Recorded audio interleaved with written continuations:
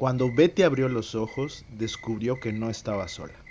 Varias figuras permanecían de pie junto a su cama, mientras el resto de su familia seguía inmóvil, incapaz de moverse o pedir ayuda. A finales de enero de 1967, una fuerte tormenta cubría de nieve el pequeño pueblo de South Ashburnham, en Massachusetts. Afuera, el viento golpeaba las ventanas y las calles estaban casi desiertas. Dentro de una modesta casa de madera, Betty Andreasson pasaba la noche junto a sus 7 hijos y sus padres. Era una noche común. Poco antes de las 10 de la noche, las luces de la casa comenzaron a parpadear. Al principio, nadie le dio importancia. Pensaron que el mal tiempo estaba afectando el suministro eléctrico. Pero segundos después, un intenso resplandor blanco atravesó las ventanas e iluminó todas las habitaciones. No era el destello de un automóvil ni el reflejo de un relámpago. La luz permanecía fija. Betty caminó hacia la puerta principal para averiguar qué estaba ocurriendo. Según su testimonio, al abrirla vio una brillante esfera suspendida a pocos metros de la casa. Mientras intentaba comprender lo que tenía frente a ella, observó varias figuras acercándose lentamente. Eran pequeñas, de poco más de 1 metro de altura, con grandes cabezas, ojos muy oscuros y piel grisácea. Vestían trajes ajustados de color azul y se movían con absoluta tranquilidad. Betty aseguró que, mientras aquellas figuras avanzaban por el pasillo, el resto de su familia permanecía completamente inmóvil. Su padre, su madre y sus hijos seguían conscientes, pero ninguno parecía capaz de moverse o pronunciar una palabra. Las entidades no mostraban prisa ni agresividad. Uno de los pequeños seres levantó una mano en dirección a Betty y, según ella, una profunda sensación de calma reemplazó el miedo que sentía unos instantes antes. Después recordó encontrarse fuera de la casa, caminando hacia una intensa luz. En los años siguientes relató que fue conducida al interior de un objeto donde varias entidades realizaron un examen físico utilizando instrumentos desconocidos. Describió salas iluminadas por una luz suave, sin focos visibles, y afirmó que la comunicación ocurría sin palabras, como si los mensajes llegaran directamente a su mente. Una parte especialmente llamativa de su relato habla de una extraña experiencia simbólica. Betty dijo haber visto un gran pájaro envuelto en llamas que renacía frente a ella, una imagen que relacionó con el ave fénix. Este detalle hizo que algunos investigadores interpretaran su historia como una mezcla de experiencia extraordinaria y elementos de carácter espiritual. Años más tarde, el caso fue investigado por varios grupos dedicados al estudio del fenómeno ovni. Gran parte de los detalles surgieron durante sesiones de hipnosis regresiva. Sin embargo, ella nunca cambió su versión. Hasta el final de su vida insistió en que todo comenzó dentro de su propia casa mientras una tormenta cubría de nieve el pequeño pueblo donde vivía. Quizá aquella luz tuvo una explicación completamente diferente, o quizá durante unos minutos una familia común fue testigo de algo que todavía no sabemos comprender. Lo único cierto es que para Betty Andreasson, el lugar donde uno debería sentirse más seguro se convirtió en el escenario del episodio más desconcertante de toda su vida. La mañana del 1 de julio de 1965 parecía igual a cualquier otra en la tranquila región de Provenza, al sur de Francia. Los campos de lavanda comenzaban a llenarse de color y el aire llevaba ese aroma que caracterizaba la zona. Maurice Mas, un agricultor de 41 años, salió temprano para revisar sus cultivos. Nada hacía pensar que esa jornada terminaría convirtiéndose en uno de los casos más conocidos de la ufología europea. Mientras caminaba entre las plantas, Maurice escuchó un silbido extraño. Al principio creyó que se trataba de un helicóptero, algo poco común en aquella época, pero al acercarse descubrió que el sonido provenía de un objeto apoyado sobre el terreno. Tenía una forma ovalada, parecida a un huevo o una campana invertida, sostenido por varias patas cortas.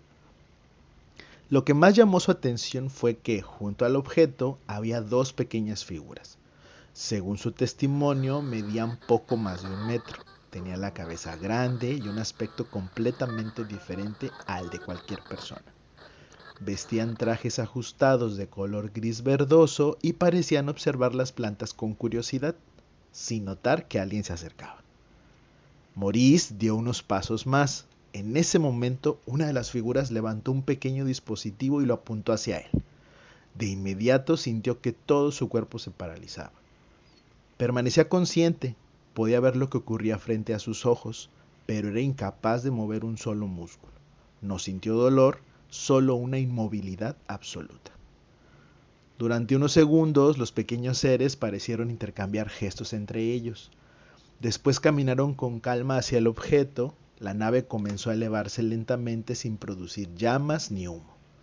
Cuando alcanzó cierta altura, aceleró de manera repentina hasta desaparecer en el cielo en cuestión de segundos. El granjero recuperó el movimiento poco después. Aún confundido, regresó al pueblo y contó lo sucedido. Muchos vecinos pensaron que había imaginado la historia, pero al inspeccionar el lugar encontraron algo inesperado.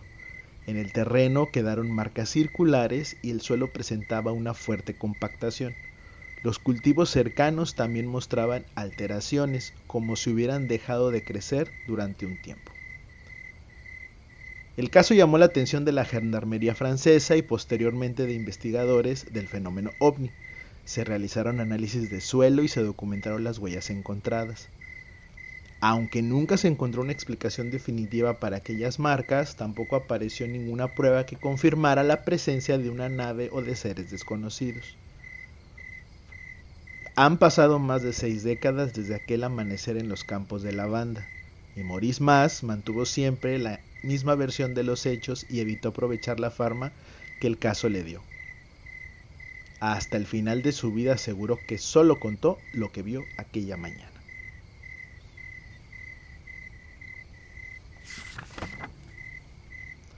En el extremo oriental de la provincia canadiense de Manitoba existe una región cubierta de bosques, lagos y formaciones rocosas donde el silencio solo es interrumpido por el viento y el canto de las aves.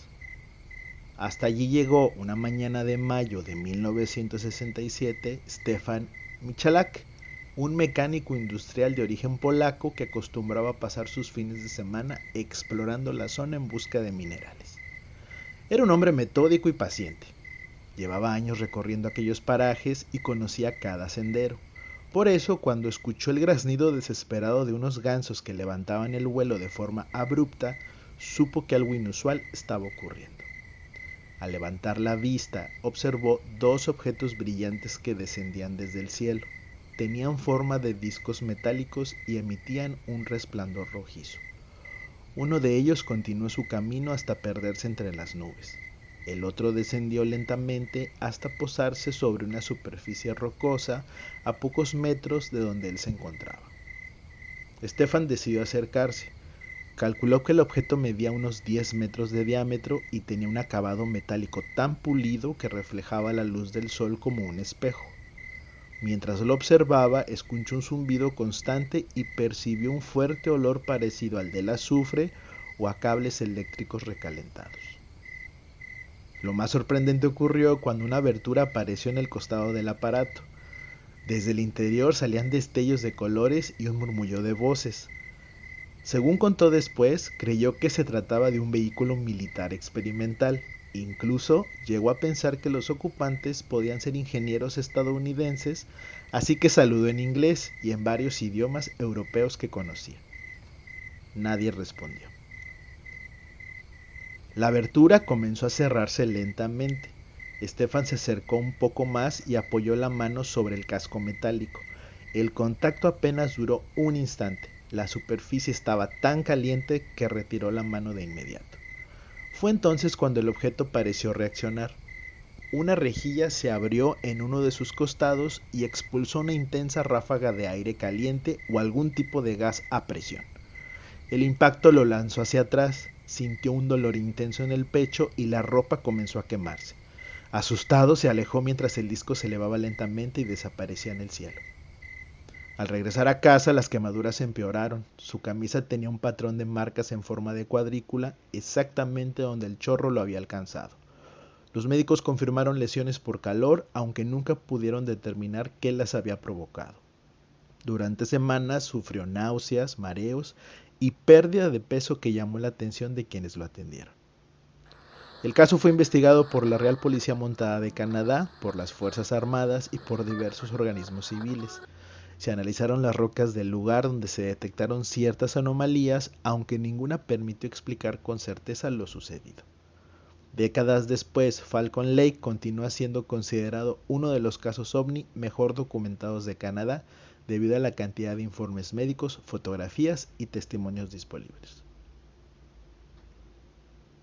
Stefan nunca afirmó haber visto extraterrestres, siempre sostuvo que observó un objeto extraordinario y que algo salió mal cuando se acercó demasiado.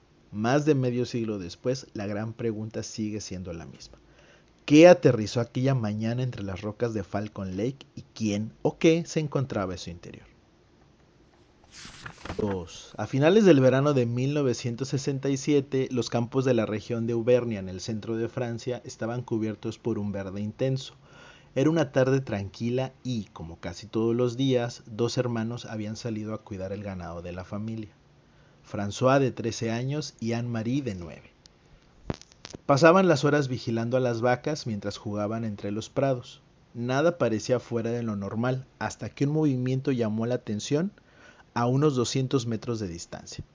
Junto a una cerca, 4 pequeñas figuras parecían moverse entre la hierba. Al principio pensaron que eran niños del pueblo, aunque les sorprendió que ninguno llevara ropa de colores ni se escucharan voces o risas. Intrigados, comenzaron a observar con más cuidado. Las figuras medían poco más de 1 metro, tenían el cuerpo delgado y la cabeza grande, y un aspecto que ambos describieron como completamente extraño. Parecían vestir trajes oscuros muy ajustados y se desplazaban con movimientos rápidos y precisos. Mientras los hermanos intentaban entender qué estaban viendo, uno de los pequeños seres pareció notar su presencia. Casi de inmediato, los 4 corrieron hacia un objeto esférico que permanecía oculto entre la vegetación. Fue entonces cuando ocurrió algo que ninguno de los dos olvidaría. El objeto comenzó a elevarse lentamente del suelo sin hacer el ruido de un motor. A medida que ganaba altura, emitía un silbido agudo que fue aumentando de intensidad. Los niños observaron cómo ascendía unos metros y de pronto aceleró de forma impresionante hasta desaparecer en el cielo en apenas unos segundos. Asustados, corrieron de regreso a casa para contar lo sucedido. Sus padres pensaron que tal vez habían confundido algún vehículo o algún animal, pero la seguridad con la que ambos describían la escena llamó la atención de las autoridades. La gendarmería francesa acudió al lugar pocas horas después. Los agentes entrevistaron a los niños por separado y comprobaron que ambos ofrecían prácticamente la misma versión de los hechos. Ninguno cambió detalles importantes ni cayó en contradicciones. Con el paso de los días, investigadores civiles también visitaron el sitio. No encontraron pruebas concluyentes que demostraran el aterrizaje de una nave, pero tampoco descubrieron indicios de que los hermanos hubieran inventado la historia. Para quienes los conocían, eran niños tranquilos, acostumbrados al trabajo de campo y sin antecedentes de buscar atención. El caso Cusack continuó siendo objeto de análisis por parte de investigadores franceses. Algunos propusieron explicaciones convencionales, mientras que otros lo consideraron uno de los encuentros cercanos más intrigantes registrados en Europa. François y Anne-Marie nunca intentaron convertirse en personajes públicos. Con el paso de los años siguieron con sus vidas y hablaron muy poco sobre aquel día. Sin embargo, la imagen de 4 pequeñas figuras corriendo hacia una esfera silenciosa quedó grabada para siempre en su memoria. ¿Qué fue lo que realmente observaron aquella tarde de agosto? Después de casi 60 años, nadie ha podido responder esa pregunta con certeza.